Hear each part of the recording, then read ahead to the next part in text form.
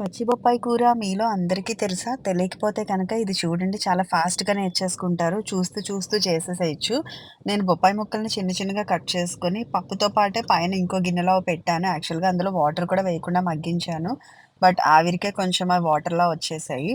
దించిన తర్వాత దాని మీద పసుపు వేసుకొని పక్కన పెట్టుకొని పాన్‌లో మాక్సిమం స్టీల్‌వి, మట్టివి వాడండి. అసలు నాన్ స్టిక్ గాని, అల్యూమినియం రేర్‌గా యూజ్ చేసినా ఓకే గానీ, నాన్ స్టిక్ చాలా వరకు అవాయిడ్ చేసేయండి. సో, నేను ఈ స్టీల్ బాండీలో అది ఇండస్ వాలీది చాలా చాలా పనిచేస్తుంది.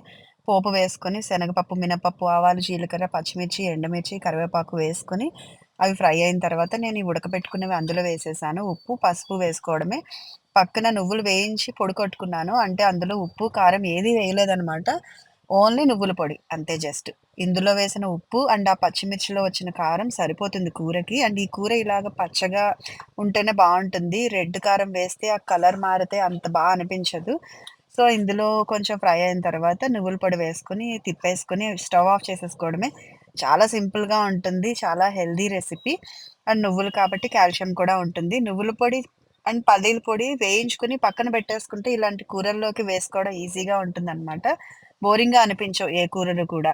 నేను నాకు తెలిసిన చిన్న చిన్న ఇలాంటి రెసిపీస్ షేర్ చేద్దామనుకుంటున్నాను. ఇవి చాలా సింపుల్ అయినా కూడా చాలా మందికి ఇంత సింపుల్‌గా కూడా చేయొచ్చా అని కూడా తెలియని వాళ్ళుంటారు. అండ్ వాళ్ళ కోసమే ఇవన్నీ. Thank you.